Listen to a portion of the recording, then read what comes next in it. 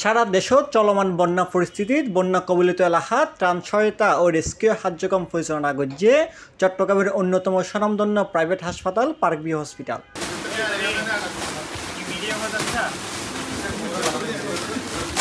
আগস্টের 23 তারিখ শুক্রবার পার্ক ভিউ ফেনীর মোহরিগঞ্জত 1000 মানুষসকলের ফোন আহ্বান মাধ্যমে তারা ত্রাণ সহায়তা কার্যক্রম শুরু করে।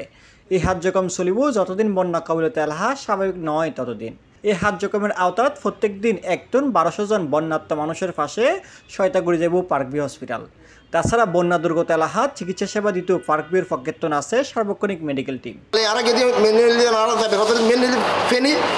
সোনাগাতি কিন্তু আরো তাই না পারি আর ছাগলাইদের অনেক হাজার হাজার মানুষ কি রাস্তা আটকে রয়ে আর এই মুড়ি ছাগল নাই আর কিন্তু মুড়িগঞ্জ বললে আর নিজে তাই নিজেরা হারা মানুষ এটা অনেক মানুষ আর মনে তো মরে গিয়ে ভাই কিন্তু কত আরো দূর পাচ্ছি আর দূরখানা দিয়ে আর সময় ছিল আর খানা দিতে চেষ্টা করছি আর একটু রাতে আর তারা চেষ্টা করলো আর নিজেরা মিলিয়ে ব্যাটন নিজেরা ফাইট করছি আর বিস্কিট দিই 2 রকমের বিস্কিট দিই তারপরে সিরে দিই তারপরে মুড়ি দিই। বন্যার সময় ত্রাণ সহায়তার পাশাপাশি বন্যার পানি চলে যাবার পর বন্যায় ক্ষতিগ্রস্ত মানুষসকলের পুনর্বাসনের লাই পার্ক ভিউ হাজ করিব বলে জানাইয়ে পার্ক ভিউ হসপিটালের ব্যবস্থাপনা পরিচালক মোহাম্মদ রেজাল করিম।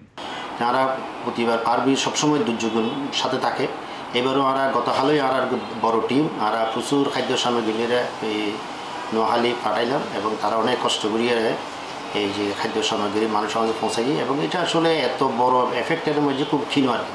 যারা প্রতিদিন আর যাত্রা মানে থাকবো এবং আর প্রতিদিন আর টিম যেন আগামী হয় আর ফটিকছড়ি ফাটার একটু বড় টিম এরপরে প্রতিদিন আর এই যে নোয়াখালী ফেনী লক্ষ্মীপুর যাইব এবং এরপরে আর যে মেডিকেল টিম আর সার্বক্ষণিক থাকবে এটা গদিবর টিম এবং এরপরে যাতে পার্মানেন্ট আর কিছু করা যায় কিনা আর পরিকল্পনা হয় এই বন্যা দুর্গত যতদিন পর্যন্ত তারা মানে তারা পুনর্বাসনে আর প্রচেষ্টা অব্যাহত থাকবে।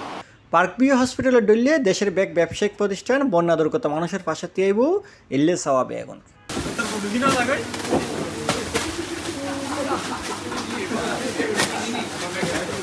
C+ TV Chittagong.